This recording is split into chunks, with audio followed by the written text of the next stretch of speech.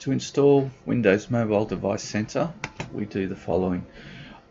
I've created a dummy folder on my computer just called Faculty.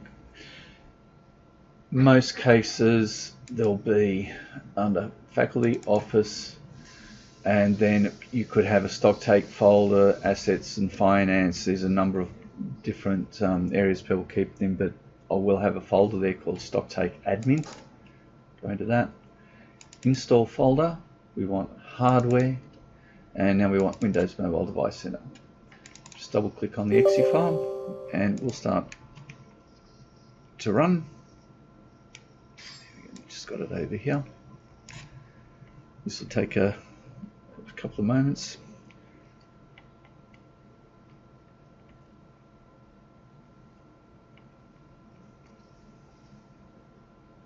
While we wait patiently, we will get to the next screen.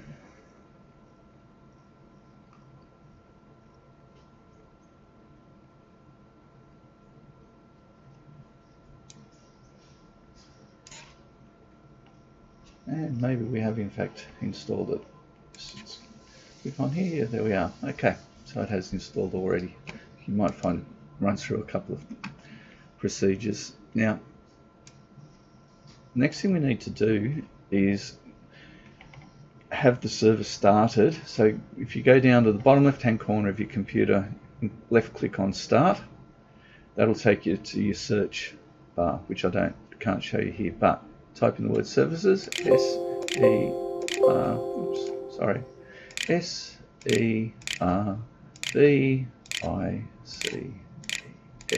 services, and just get this out of the way. And we want to go down to Windows Mobile 2003 based device connectivity. Service isn't running, so if you right click on the file, left click on properties, just come over here, left click on logon and local system account, check both those boxes, apply and OK, and then just go up to here, start the service, and now we have it running. Now that's that part of it, and we just take out the scanner and put it into our docking station now. In a moment we will hear the connectivity. That's the sound we want to hear. Let's move this over here for a moment. Oops, it's a bit big. And down the bottom there we have that, and now we've got connected. The